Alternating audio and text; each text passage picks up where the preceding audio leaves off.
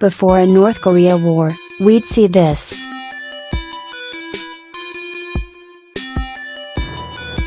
Some of these are in places in the region, but not enough to decapitate North Korea in terms of their artillery, Hertling said.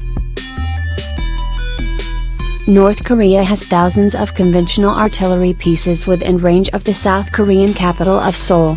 Studies have estimated South Korean casualties from artillery barrages to be in the tens of thousands on the first day of conflict. Hertling says a couple of weeks of airstrikes would be needed to take out that artillery. And the US would need the planes, bombs, fuel and support personnel in place to carry out that campaign, he said, comparing it to the country's Desert Storm operation against Saddam Hussein's Iraq in 1991. In Desert Storm, the US-led coalition began its bombing campaign against Iraq more than 5 months after hostilities began with Iraq's invasion of Kuwait. As with Desert Storm, it would take weeks to get needed US Army tanks and ground troops from the bases in the US to ports in southern South Korea and even longer to get them north to where they'd be in a fight with North Korea, said Hertling, who participated in those kinds of simulations on the Korean peninsula.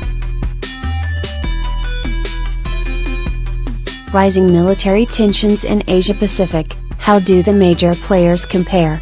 Hertling also said at least 2 U.S. Navy aircraft carrier strike groups would need to be in the waters near Korea before any U.S. attack.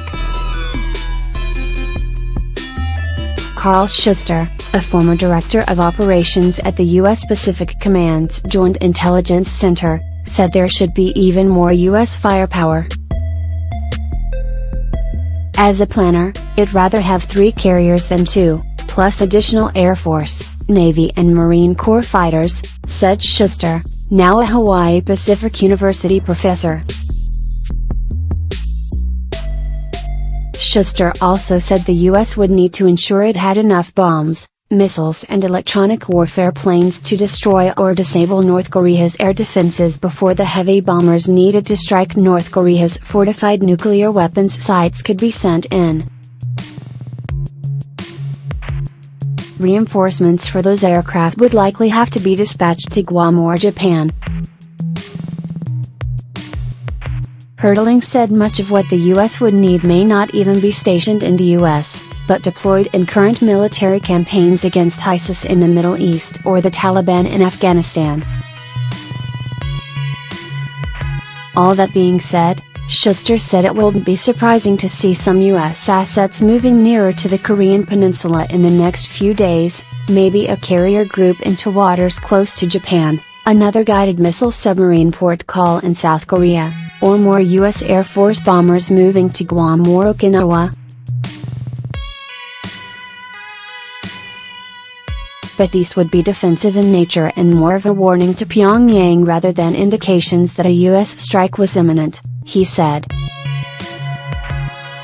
As well as that, he said he expects U.S. diplomats to be more visible, including Secretary of State Rex Tillerson, who has been visiting countries in Southeast Asia this week.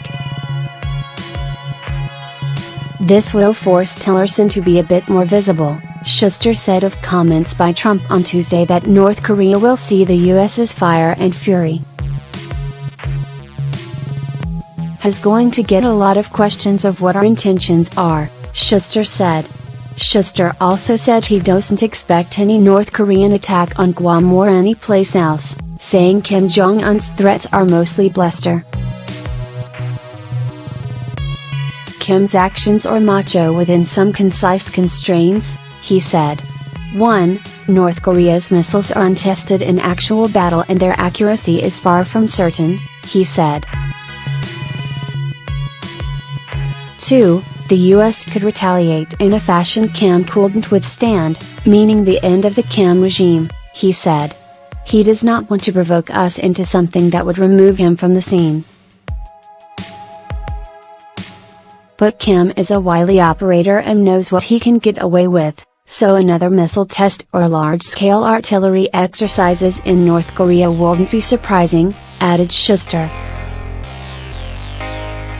Launching a missile at Guam is not something he can get away with. Launching a test missile sends the same message domestically and internationally, said Schuster. And another missile test is far short of war. As Schuster points out, there's a big gap between bombast and action.